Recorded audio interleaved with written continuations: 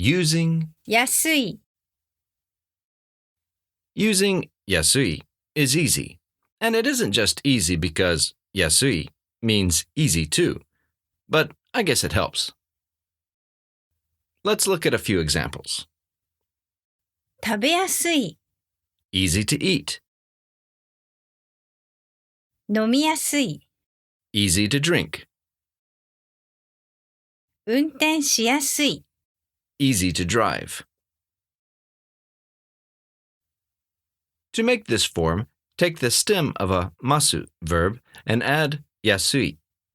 For example, the verb to eat is 食べます、 drop the masu and add yasui, 食べやすい、 easy to eat. Let's look at the second example.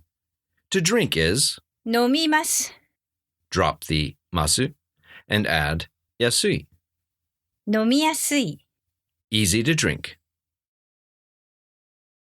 And the last example, which uses a suru verb. To drive is 運転します、 drop the masu and add yasui, 運転しやすい、 easy to drive. Now let's practice. How do you say easy to eat? 食べやすい、食べやすい、 How do you say easy to drink? 飲みやすい、